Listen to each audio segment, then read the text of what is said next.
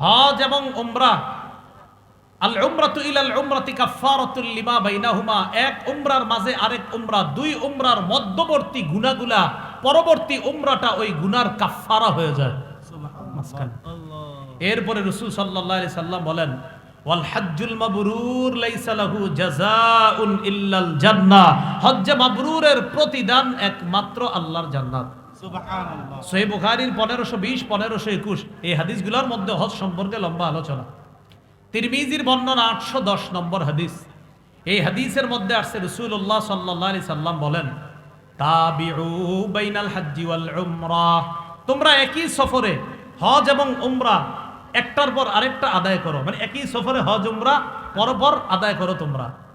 এরপরে নবী বলেন, ফাইন্নাহুমা ইয়ানফিয়ানিল ফাকরা ওয়াদ দুনুবা কামা ইয়ানফিল কিরু খাবাসাল হাদিদ ওয়াদ যাহাবি ওয়াল ফিদ্দা, কামারের হাপর, লোহা, স্বর্ণ, রূপার ময়লাগুলা যেমন দূর করে দেয়, হজ এবং উমরা মানুষের দারিদ্রতা এবং গুনাহগুলাকে ধুয়ে মুছে সাফ করে দেয়।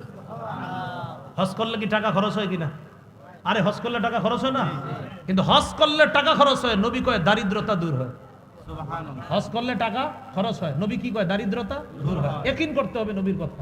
হজ করলে 7 লাখ খরচ হইতেছে, নবী কয় তোমার দারিদ্রতা দূর হবে, আমি নবী বলছি হজ করলে দারিদ্রতা দূর হবে। তো রাসূল সাল্লাল্লাহু আলাইহি সাল্লাম বলেন, হজ এবং উমরা দারিদ্রতা গুনাহকে এমন ভাবে মিটিয়ে দেয় যেমনি ভাবে কামারের হাপর, লোহা, স্বর্ণ, রূপার ময়লাগুলাকে যেমন দূর করে দেয়, হজ উমরা গুনাহ এবং দারিদ্রতা এইভাবে দূর করে দেয়, ধুয়ে মুছে সাফ করে দেয়। সুবহানাল্লাহ। আল্লাহ আমাদেরকে হজ করার তৌফিক দান করেন।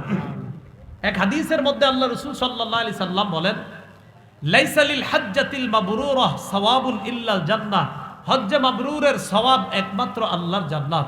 আরেক হাদিসের মধ্যে রাসূল সাল্লাল্লাহু আলাইহি সাল্লামকে জিজ্ঞাসা করা হলো, সুইলা রাসূলুল্লাহ সাল্লাল্লাহু আলাইহি সাল্লাম আইয়ুল আমালি আফজল, ইয়া রাসূলুল্লাহ কোন আমল সবচাইতে শ্রেষ্ঠ? নবী বললেন, ঈমানুন বিল্লাহি ওয়া রাসূলি, আল্লাহর প্রতি ঈমান আনা, রাসূলের প্রতি ঈমান আনা সবচেয়ে শ্রেষ্ঠ আমল। সুম্মাল জিহাদ, এরপর জিহাদ করা সবচেয়ে শ্রেষ্ঠ আমল। সুম্মা হাজ্জাতুন বাররাতুন তাফদুলু সাইরাল আমাল কামা বাইনা মাতলি'আশ শামসি ইলা মাগরিবিহা। রাসূলুল্লাহ সাল্লাল্লাহু আলাইহি সাল্লাম বলেন, 1 নাম্বার ঈমান, 2 নাম্বার জিহাদ, 3 নাম্বার হজ্জে মাবরুর। হজ্জে মাবরুর কি জিনিস জানো? দুনিয়ার পূর্ব পশ্চিম যেমন দূরত্ব, অন্য আমলগুলার তুলনায় হজ্জে মাবরুরের তেমন দূরত্ব। হজ্জে মাবরুর আল্লাহর কাছে এতটাই ফজিলতপূর্ণ। সুবহানাল্লাহ। আল্লাহ আমাদের সকলকে হজ্জে মাবরুর নসিব করেন।